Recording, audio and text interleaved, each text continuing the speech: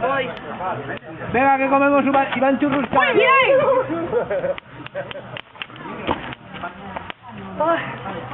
Pero está muy alta, ¿eh? A mí me cuesta, Yo ya llevo 2.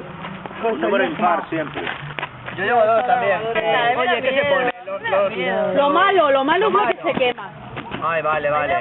Hay que unificar criterios. Lo malo se quema, lo bueno lo escribes. En teoría, la cosa es 12 deseos, uno por mes, como de Telecinco.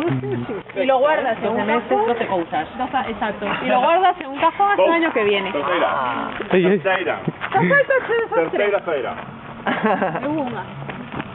Y no pensé que iba a dar una voltereta. Venga, va, la segunda. Hacer una pirueta, algo raro. En la misma dirección. Oye, aquí hay un boli. Sí, pero eso es por seguridad. Es para que nunca, cuando es una de las grandes, para que nunca nadie se choque. Estaría muy guay, en plan. Pues sí que ha pasado. Solo una persona. Un compañero mío en Santiago, mi compi de piso, se cayó la cabeza. Muy bien, no. Hay que ir con voltereta.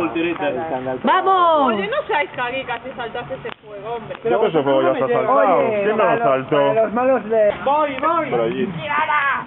Yo salto otra vez. Voy. No. La última. Venga, pero que alguien se queme. Dispares. Venga, centro. Toda la noche, pero dispares. Por aquí, yo por ahí. Venga, ahora saltamos todos a la vez. No, a ver, voy yo. Los tres a la vez, preparados. Y se arme. A ver, no es coña, sé que me paro y me caigo, no me caigo encima. En cruz, voy yo. ¡Cuidado! Doble salto. ¡Qué sincronizado!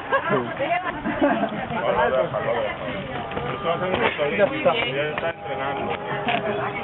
Ahora tienes que hacer así como las gimnastas.